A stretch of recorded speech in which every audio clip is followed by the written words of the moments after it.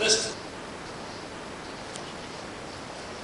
The reason why I don't have specific verses listed is because basically most of us know the story of Jonah. And it's only 4 chapters. I could probably read the entire book of Jonah right now, but y'all probably will find that a little exactly. So I don't intend to read the entire book of Jonah to you. However, I do intend to turn to the book of Jonah and read certain verses which help with the message.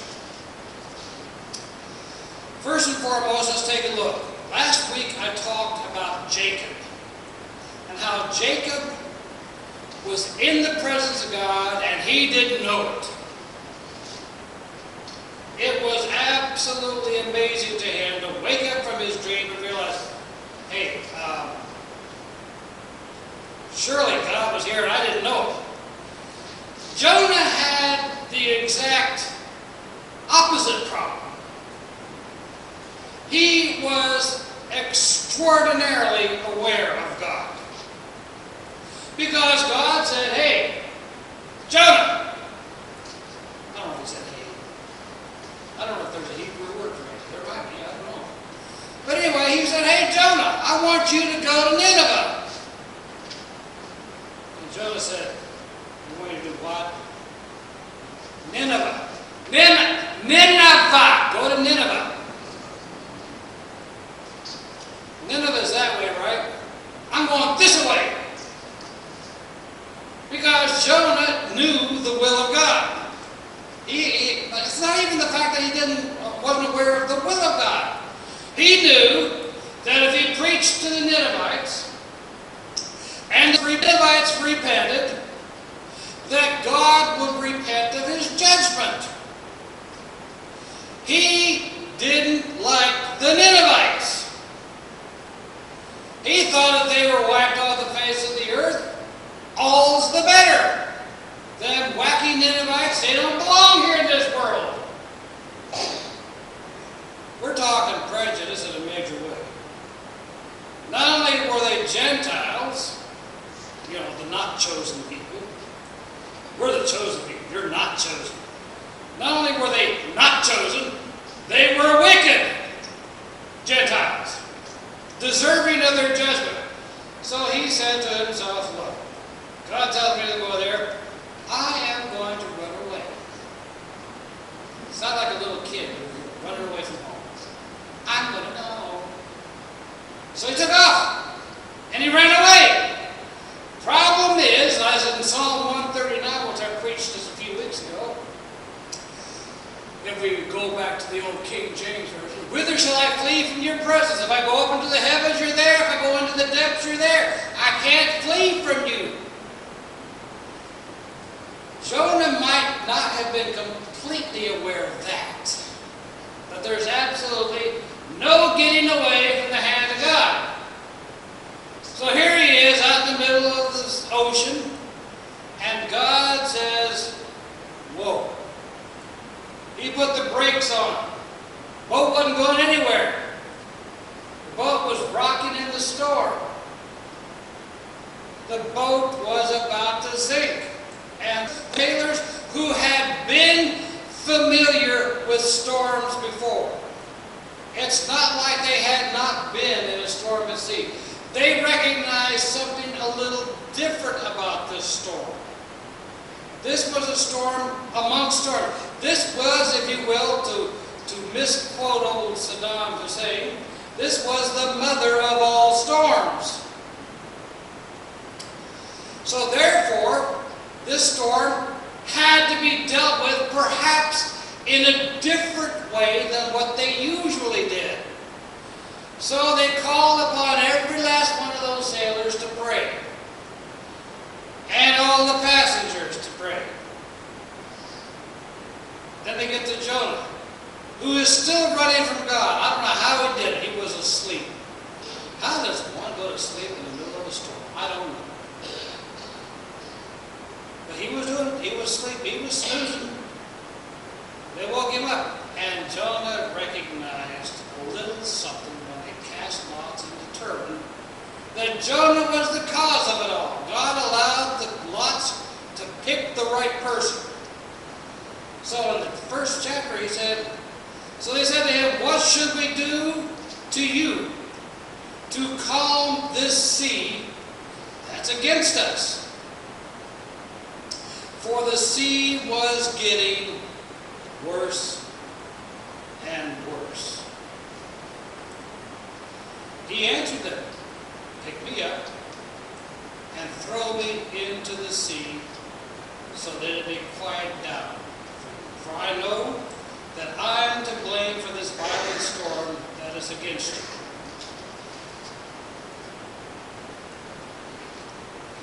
He tried to flee from God and flew right directly into God's anger. Wow. He was doing his best to get away.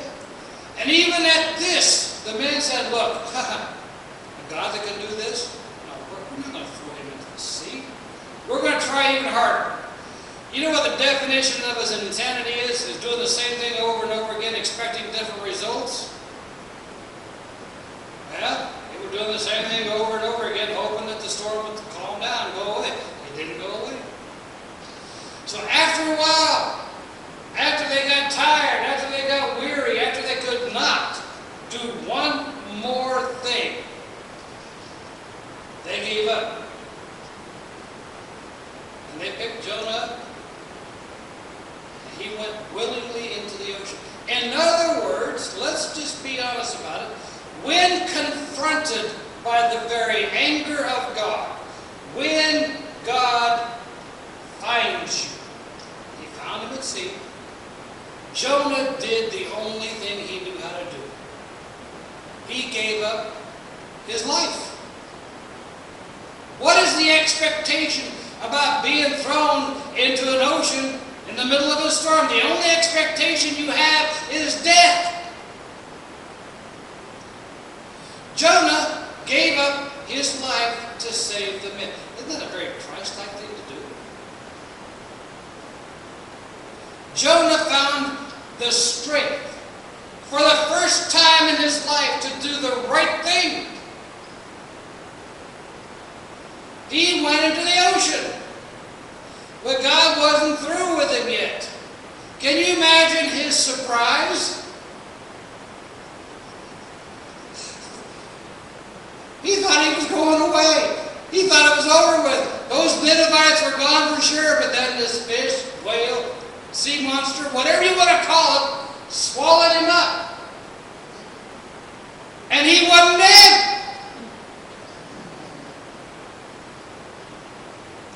He was confused. He was flumbuzzled. I don't even know that's a word, but it ought to be. He was surprised beyond all measure. And what's he going to do? He's in the middle of his stomach. He doesn't know what to do. He knows he's alive, and he doesn't understand a bit of it.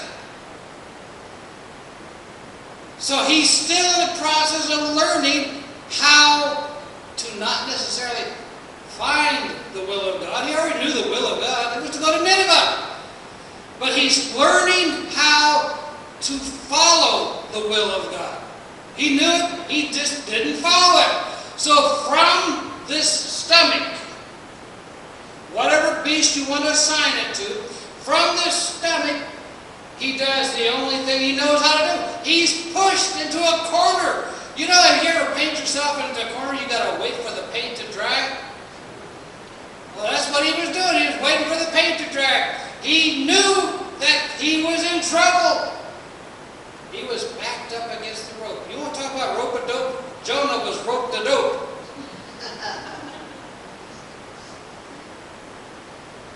And he began to pray. Chapter 2 is his prayer. He prayed to the God who saved him from the violent storm, who saved him from drowning, who saved him from death. He's still not necessarily sure he wants to go to Nineveh, but he's sure that where he's at, isn't necessarily a comfortable place. I imagine the acids of the stomach were a little painful.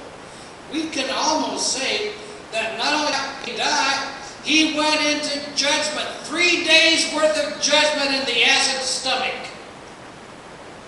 He was in pain. He was alive. He knew he was alive because it didn't hurt that much to not be alive. When you're hurting, you know you're alive. He prayed. Didn't help whatever critter he was with. We know that he was vomited up. He found his way to the shore. And then he found his way to Nineveh. And he began, he wasn't quite there yet, but he began to do the will of God. Let's take a look at another fellow. Let's take a look at Saul of Tarsus. He thought he knew God's will as well. But he didn't. He was kind of like Jonah in one regard. Jonah hated the Ninevites. Saul hated the Christians.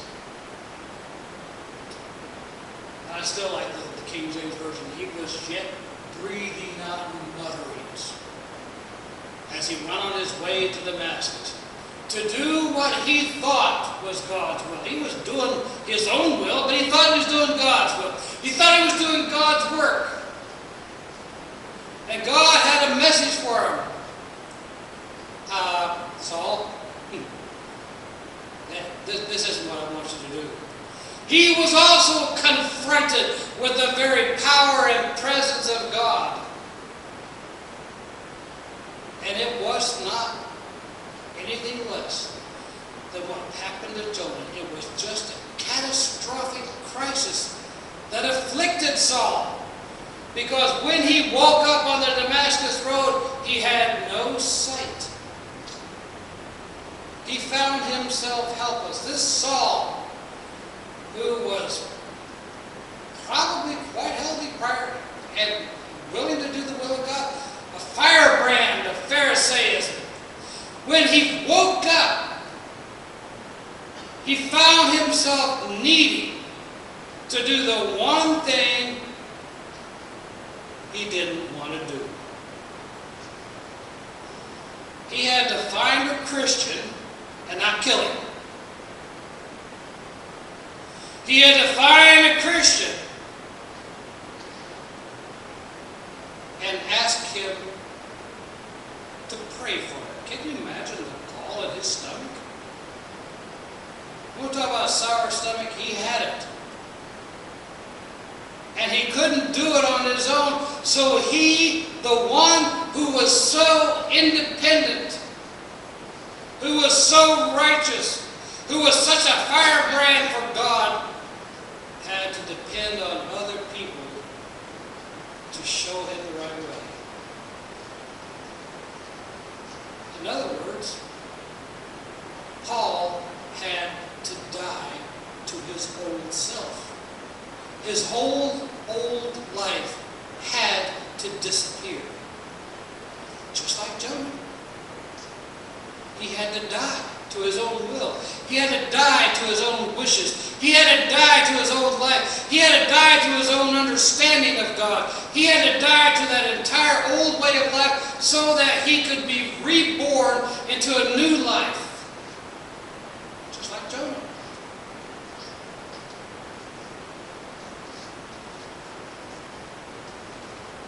When he got to the place, the scales fell from his eyes, and he began his journey toward the true God.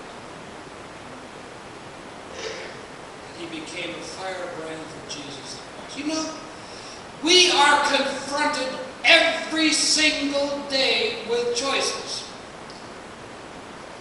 We are confronted every single day with whether we're going to do this or we're going to do that. We're confronted every day with the will of God. Am I going to do God's will or am I going to do my will? Now, they're not always as catastrophic. They're not always this crisis-oriented, but they are representing many crises, if you will. Because every choice we make for God makes us closer to God. Every choice we make against God takes us further from God.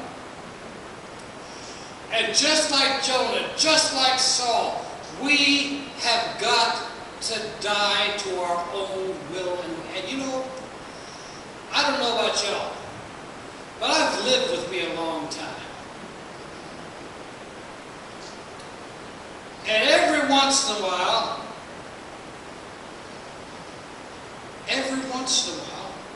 I think I'm all right. And then God taps me on the shoulder, and He says, compared to who? And I'm reminded, I may not be as all right as I think I am. Because every once in a while, my mouth flies open and stuff flies out. Every once in a while, I find myself doing the wrong thing. Every once in a while, I find myself getting angry. Every once in a while, I find myself getting frustrated. And I'm reminded that to do God's will is to flat walk away from my will. Because when I'm in charge of the car, the steering wheel in my hands, I guide it.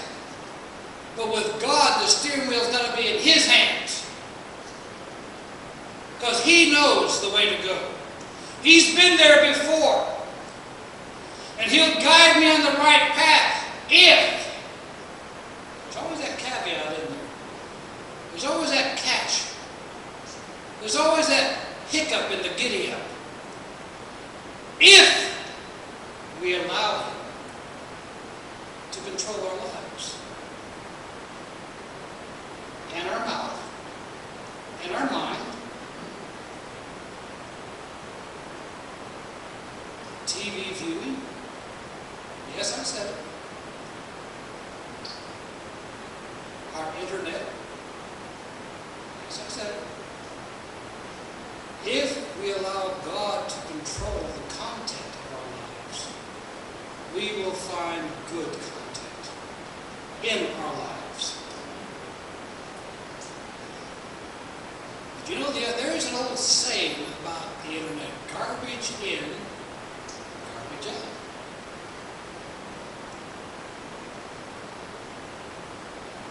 We've got to control what comes into us. We've got to control, not necessarily us controlling it, but by saying, God, is this what you want me to do or not? Is this what I should be doing or not? Is this the way I should live or not? Last week I said we go along blithely unaware. Sometimes our awareness of God is very much like Jonah. We know the will of God, but we would rather run away from it. Or sometimes, just like Saul, we think we know the will of God, and we don't. And just like Jonah, just like Saul, if we run from the will of God, we're going to run into a crisis of catastrophic proportions. And if we think we know the will of God and we don't, we could also run into a crisis of catastrophic proportions. We must intelligently, willfully seek out the will of God on every single occasion in our lives. And if we don't, we are the only ones responsible for our own fall from grace. Or we become responsible for giving ourselves into the grace of God. That is our choice. And that is the message. All right.